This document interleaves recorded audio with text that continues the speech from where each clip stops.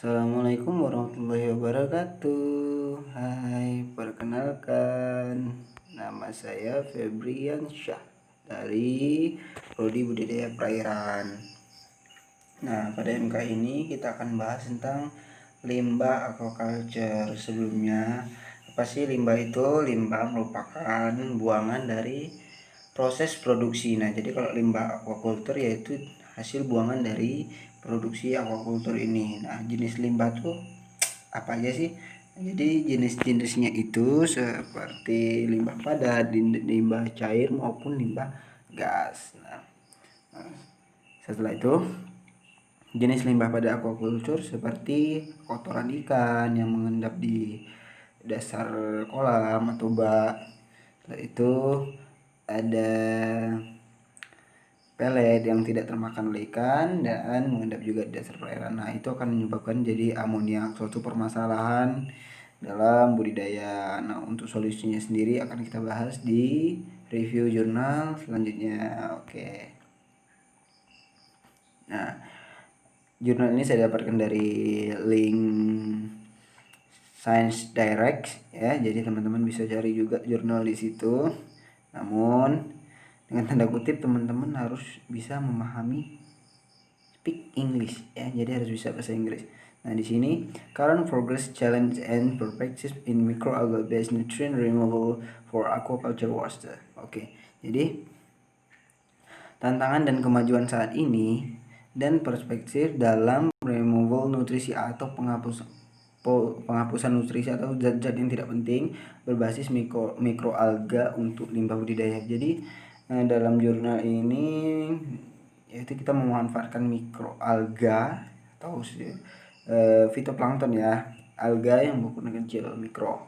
Nah, fitoplankton untuk menguraikan dari zat-zat yang terbuang tadi dari limbah aquaculture agar bisa digunakan kembali. Nah, salah satu kutipan dari jurnal ini dari fitoremediasi air limbah budidaya dengan mikroalga memiliki potensi besar karena efisiensi pengisian hara yang tinggi dan biaya yang rendah. Jadi kita nggak perlu repot-repot beli filter yang besar ataupun mengeluarkan biaya yang banyak, cukup menggunakan organisme hidup atau ini bisa disebut dengan biofilter. Nah, jadi menggunakan makhluk hidup untuk sebagai filter air ya. Nah, yang terpenting biomasa mikroalga dapat dimanfaatkan secara langsung atau diubah menjadi pakan budidaya. Nah, ini dengan tanda kutip juga jumlahnya nggak terlalu banyak karena ketika populasi mikroalga itu banyak, dia akan mengalami blooming alga dan itu pun tidak baik bagi budidaya. Nah, oke. Ini ada contoh gambarnya. Jadi untuk pertumbuhan mikroalga ini sendiri bisa dari ini mikroalga pelet. Jadi dari pelet yang terbuang ini dia akan menjadi nutrisi bagi kehidupan si mikroalga ini, dan dari juga ini dari matahari atau sinar matahari agar karena dia kan fitoplankton jenis tumbuhan, jadi dia berfotosintesis untuk tumbuh. Nah, dari sinilah pemanfaatan fitoplankton sebagai fitoremediasi air limbah.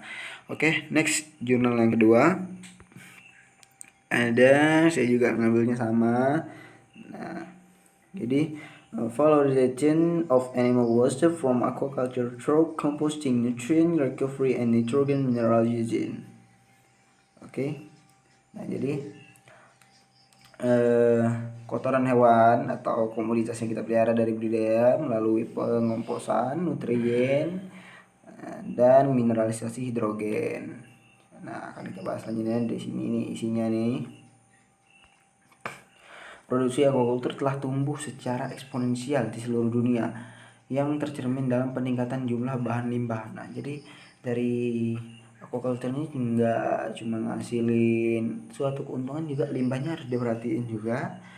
Nah, jika tidak dikelola dengan baik atau dibuang secara tidak memadai, limbah yang berasal dari budidaya dapat menimbulkan masalah sosial, ekonomi, dan lingkungan. Nah, setelah itu 4 kompos berbasis limbah ikan yang diproduksi di pusat penelitian aquaculture dievaluasi secara kimiawi dan diuji sebagai bahan pembenahan tanah.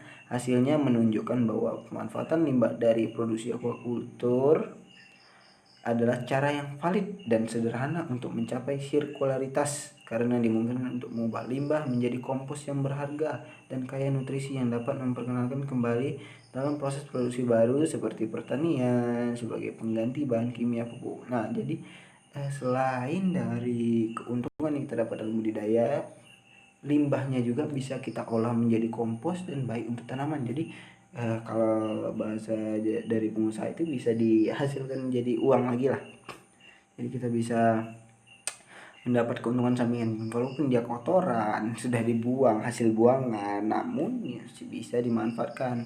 Nah, pemanfaatan ini bisa kita lihat salah satu contohnya adalah penggunaan aquaponik. Jadi aquaponik ini menggunakan air ikan jadi sirkulasi ke dalam hidroponiknya, dan nah si kotoran ikan itulah yang menjadi pupuk bagi tanaman. Nah, tanaman itu hasil sampingannya. Makanya dari sini kita pemanfaatan. Jadi dari awal yang saya bahas tadi jurnalnya sampai sekarang ini yaitu filter biologi atau menggunakan makhluk hidup sebagai filter atau mengubah bahan limbah ini menjadi dapat digunakan kembali. Nah, itulah solusinya.